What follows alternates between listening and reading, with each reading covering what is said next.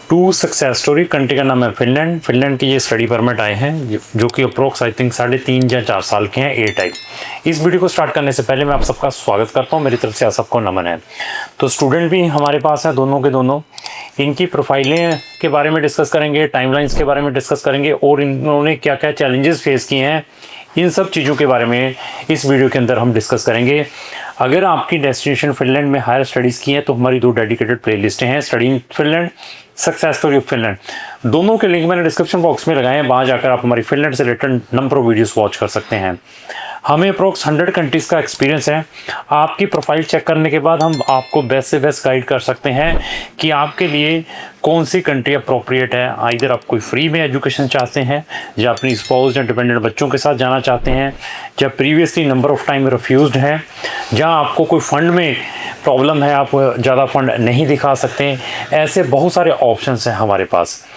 तो ऐसा है कि ये दोनों स्टूडेंट्स डिफरेंट प्रोग्राम्स के लिए फ़ॉरेन में जा रहे हैं। दोनों कज़न हैं और एक बच्चा मेडिकल स्ट्रीम का है, एक ह्यूमैनिटी का है, आर्ट्स का स्टूडेंट है। एक बच्चे ने अपनी जो 12th है मेडिकल स्ट्रीम से की है 2022 में, और उसके 91% मार्क्स हैं और 7 आईएलटीएस बैंड है। और जो सेकंड स्टूडेंट हैं उसने अपनी जो 12th है ह्यूमैनिटी से 78% है और पीटी 56 है। दोनों के फिनलैंड के ये रेजिडेंसी परमिट आए हैं डिफरेंट यूनिवर्सिटी से। और इवन एक स्टूडेंट वहाँ पर अपना जो प्रोग्राम नर्सिंग करने के लिए जा रहा है, तो जो दूसरा स्टूडेंट है वो इंडस्ट्रियल रिलेटेड प्रोग्राम है बैचलर का, उसको करने के लिए जा रहा है। तो इनसे हम डिस्कस करेंगे कि इनका एक्सपीरियंस हमारे साथ कैसा रहा है। सबसे पहले मैं आप दोनों का स्वागत करता हूँ इस वीडियो में, मेरी तरफ से आप दोनों को नमन है, नमस्कार है। तो सबसे पहले नर्सिंग वाले स्टूडेंट से पूछेंगे कि आप मुझे ये बताएं कि हमारी एजेंसी के बारे में आपको कहाँ से पता चला? सर, मुझे आपकी एजेंसी का यूट्यूब से पता चला था जब मैं फिनलैंड के बारे में रिसर्च कर रहा था, और उसके बाद मैंने देखा कि इमिग्रेशन कौन से अच्छे हैं। तो मैंने आपकी जब वीडियो देखी तो मुझे लगा कि आपके पास काफ़ी एक्सपीरियंस है और अच्छे वीज़ा वगैरह भी आपके आए हुए हैं। तो आपके दोनों के एक दूसरे के साथ क्या रिलेशंस हैं? ये मेरा रियल ब्रदर है। अच्छा, रियल ब्रदर है दोनों। ठीक। तो ऐसा है कि जो फिनलैंड कंट्री है उसके बारे में मतलब आपको पहले ही पता था कि यहाँ पर भी स्टूडेंट पढ़ने के लिए जाते हैं? जी सर। तो जब आप हमारे पास आए, आने के बाद हमने दोनों की प्रोफाइलों को असेस किया होगा। आने के बाद हमने और भी कुछ कंट्रीज आपको सजेस्ट की थी जो आपकी प्रोफाइल है। जी सर, आपने बोला था कि आपकी प्रोफाइल जर्मनी वगैरह के लिए भी अच्छी है, लेकिन उसके लिए मेरे को 13th क्लास भी चाहिए थी। लेकिन इस वजह से फिर मैंने फिनलैंड चूज किया और मैंने रिसर्च वगैरह की थी फिनलैंड के लिए, तो मैं कॉन्फिडेंट था उसके लिए। तो आप अपनी बताएंगे कि हाईएस्ट एजुकेशंस क्या है? मेरी +2 है सर 2022 में मेडिकल में। तो परसेंटेज कितने हैं उसमें? मेरे 91% है। तो 22 के बाद क्या करते रहे आप? 22 के बाद सर मैंने ज्वेलरी डिजाइनिंग की थी जयपुर से। वो 3D 2 इयर्स का कोर्स था। उसके बाद मैं फिर अपना बिजनेस कर रहा था। ठीक। तो आपसे पूछेंगे आपकी हाईएस्ट एजुकेशन क्या है?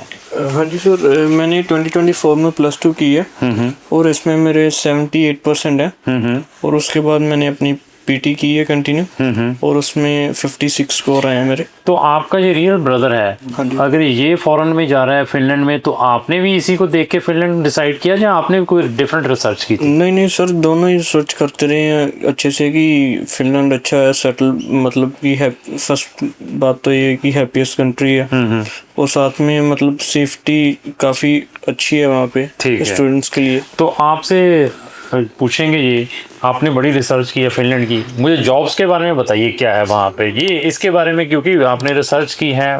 मतलब किसी के पास जाते हैं, बहुत सारे गलत कंसल्टेंट डिफरेंट टाइप की मोटिवेशंस देते हैं, डिफरेंट टाइप के वीज़ाज में वहाँ पर भेज देते हैं।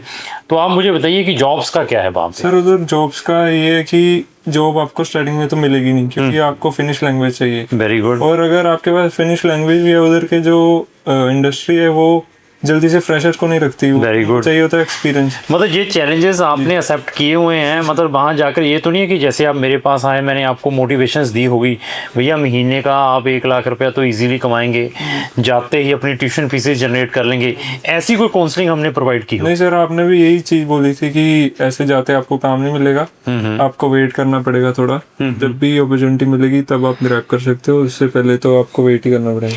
तो आपसे ये पूछेंगे कि हमसे जुड़े हैं कितना टाइम हो चुका है आपने जब से आप केस प्रोसेस किया हो? अप्रोक्स सर 1 ईयर हो गया। अच्छा, अप्रोक्स 1 ईयर हो चुका हाँ जी, हमसे। हाँ जी, हाँ तो आपने जब अपने बायोमेट्रिक्स दिए थे एम्बेसी में, हाँ जी एम्बेसी में बायोमेट्रिक के बाद कितने टाइम के अंदर आपका डिसीजन आया था कोई? सर 8 मंथ्स बाद आया डिसीजन हमारा। अच्छा, काफी टाइम लगा हाँ जी, आपको। बहुत सर। ड्यूरिंग 8 मंथ के बाद जो आपका जो डिसीजन आया है, उसके दौरान कोई मिगरी ने कोई एडिशनल डॉक्यूमेंटों की रिक्वायरमेंट की थी? हाँ जी सर, मिगरी ने स्टेटमेंट्स मांगी थी, बैंक्स की स्टेटमेंट्स मांगी थी, और तो नहीं कोई एडिशनल, बस स्टेटमेंट्स। स्टेटमेंट्स में क्या मांगा था उन्होंने? कोई फंड्स की जस्टिफिकेशन मांगी थी या क्या? हाँ जी सर, फंड्स की जस्टिफिकेशन मांगी थी उन्होंने कि आपके पास फंड्स कैसे आए और कहाँ से आए।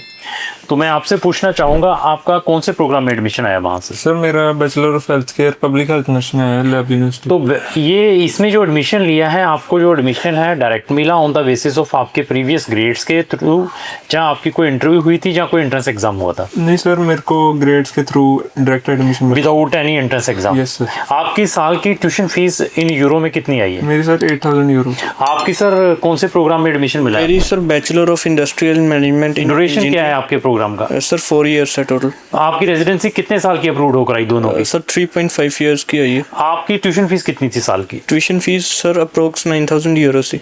तो ये 9000 ये 8000 यूरो देकर वहाँ पर जा रहे हैं, और सारे फैक्ट के बारे में मालूम है कि वहाँ पर क्या क्या चैलेंजेस हैं। हमारे पास आए थे, जर्मनी जैसी कंट्री के बारे में भी रिकमेंड किया था। तो जर्मनी मैंने आपको रिकमेंड क्यों किया होगा, क्या कारण रहा होगा कि? सर आपने जर्मनी इस वजह से बोला था कि उधर आपकी एजुकेशन एक तो फ्री होगी। ये देखिए, that is very interesting point है। ऐसी कंट्रीज भी हैं जो ऐसे स्टूडेंट्स को फ्री में एजुकेशन प्रोवाइड करती हैं। जो ह्यूमैनिटी वाला 78 वाला है, उसको भी वहाँ पर एजुकेशन फ्री मिल सकती है, बट डिपेंड है आपकी 13 साल की स्टडी। तो ओवरऑल अभी एक्सपीरियंस के ऊपर आते हैं। हमसे जुड़े हुए 1 साल हो चुका है। अभी 1 साल में आप भी बड़े डिप्रेस में रहे होंगे, थोड़े बहुत टेंशन रहती है, पेरेंट्स को भी रहती होगी कि हमने फीसें भी भेजी हुई हैं, इतना टाइम हो चुका है, वीज़ाज़ क्यों नहीं आ रहे हैं? ऐसा थोड़ा बताइए कि क्या चलता रहता था माइंड में? जी सर, इतना टाइम लगा था तो हमें भी होता था कि कुछ मिगरी से कोई इन्फॉर्मेशन दोबारा आई हो, या अपडेट आया हुआ। तो मैं कुबर सर को भी मैसेज करता था, तो कुबर सर ने हमेशा यही बोला कि आप वेट करो, रिजल्ट अच्छा ही आएगा। तो हर बार जब भी हमें कोई परेशानी। आपको ये तो नहीं लगा कि ये जो टाइम लगा है, एम्बेसी ने 7-8 मंथ लिए हैं बायोमेट्रिक के बाद, सिर्फ आपके केस के ऊपर ही डिले किए हैं क्योंकि आपने हमारे थ्रू अप्लाई किया था, बाकी एजेंट्स के वीज़ाज आ रहे थे? कुछ ऐसा लगा हो आपको? नहीं सर, मैंने देखा था कि उनके काफ़ी बैकलॉग पड़े हुए थे, इस वजह से डिले हो रहा था। तो मैं प्रेज़ करता हूँ स्टूडेंट्स का भी, पेरेंट्स का भी। बहुत सारे गलत एजेंट्स बच्चों को ये भी मोटिवेशन दे देते हैं, उस एजेंट के वीज़ा नहीं आएंगे, उसके डिले हो रहे हैं, हमारे वीज़ाज आ रहे हैं। उनसे भी आपने बचना है। ए टाइप रेजिडेंसी में जाने की कोशिश करें, प्रॉपर प्रोग्राम में जाने की कोशिश करें, उस कंसल्टेंट के पास है जिसको नॉलेज है। तो अभी आते हैं सर्विस चार्जेस के ऊपर। हमारी जो फीसेस हैं, जहाँ आपके ओरिजिनल डॉक्यूमेंट हैं, उनके बारे में बताइए, क्या हमारे पास थे? जहाँ हमने फीसेस एडवांस में ले ली थी आपसे, जहाँ वीज़ा के बाद ली, उसके बारे में थोड़ा सा। सर आपने 15,000 वीज़ा से पहले लिया था, और बाकी आपने बोला था कि रिजल्ट आने के बाद। रिजल्ट मीन्स वीज़ा आने के बाद। तो उस टाइम आपने दिए। आपके ओरिजिनल डॉक्यूमेंट कहाँ थे? ओरिजिनल डॉक्यूमेंट सर हमारे पास ही थे। आपका जो रेजिडेंसी परमिट है आपके घर के एड्रेस पर डिलीवर हुआ था, जहाँ हमारे पास आया? नहीं सर, हमारे घर के एड्रेस पे। ट्रांसपेरेंसी के बारे में बताइए हमारी, जहाँ माहौल के बारे में। नहीं सर, बहुत ही अच्छा एनवायरनमेंट है, और जिससे बात करते हैं वो अच्छे से गाइड करता है। और बहुत कभी ड्यूरिंग द प्रोसेस आपको कभी इग्नोर किया हो, जहाँ स्टाफ जो आपको डील कर रहा है, जहाँ जिसने काउंसलिंग दी थी या जिसने इंटरव्यू करवाई थी, जहाँ मैंने कभी आपको इग्नोर किया हो जब आपने हमसे भी कांटेक्ट करने की कोशिश की? सर, जब भी मैं आपको ऑफिस के टाइम पे कॉल करता था, अच्छे से आप रिप्लाई करते थे, और जब एडिशनल डॉक्यूमेंट भी मांगा था तो अच्छे से आपने सारा रिप्लाई तैयार किया था, और हमें भी एक बार चेक करवाया था कि देख लो एक बार, और फिर आपने तो ड्यूरिंग द प्रोसेस आपको ये नहीं लगा कि केस विड्रॉ कर लें जब आपका टाइम डिले हो रहा था ऐसे? नहीं सर, विड्रॉ का तो नहीं लगा था, क्योंकि आपने पहले ही सारा बता दिया था ना कि आपको टाइम लग सकता है, कि उसी हिसाब से चलिए।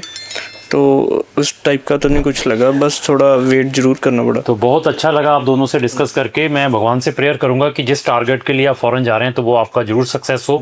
तो कल आपके सिबलिंग्स ने, पेरेंट्स ने भी फॉरेन कंट्री में जाना हो तो उनके लिए भी मैं पूरी हेल्प करूंगा। तो अगर आप लोगों का भी कोई भी क्वेश्चन है जहाँ फॉरेन कंट्री में आप जाना चाहते हैं तो आप हमारे दिए गए नंबरों पर भी संपर्क कर सकते हैं। थैंक यू, धन्यवाद, थैंक यू।